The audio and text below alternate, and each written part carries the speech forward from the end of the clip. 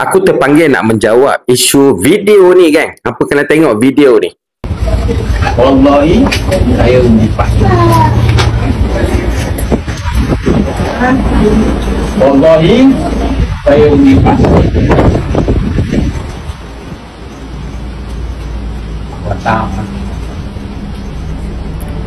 Habis dimainkan video ni untuk memburukkan PAS, yang katanya PAS tak terkecuali daripada memberi rasuah. Di zaman yang serba-serbi di hujung jari ni, geng, sepatutnya kita kena tahu siapa orang yang bagi duit dalam video ni. Dia ni pemimpin yang mana, pemimpin kat mana. Sekarang ni, geng, kalau setakat nak buat video, orang boleh letak lebay, buat-buat, bagi sumbangan, lepas tu memburukkan PAS. Kalaulah video ni menjadi bukti pembatalan kerusi Kuala Terengganu oleh PAS, mari kita tengok apa yang mahkamah katakan.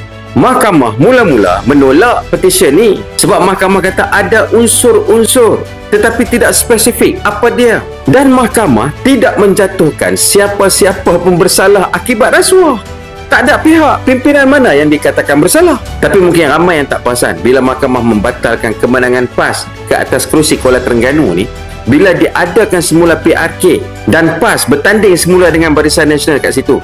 PAS menang majoriti yang lebih besar daripada yang sebelum tu.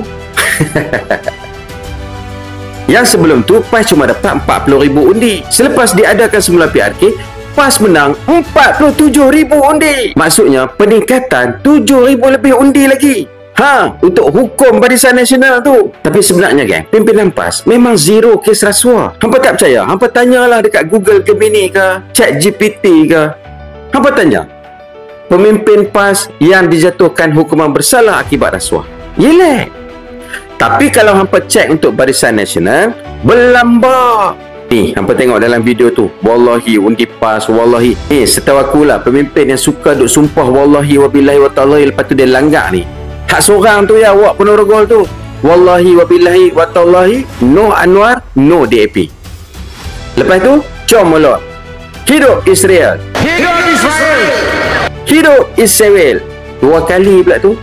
Anwar pun ada agak untuk menghantar bantuan yang lebih besar kepada Israel dalam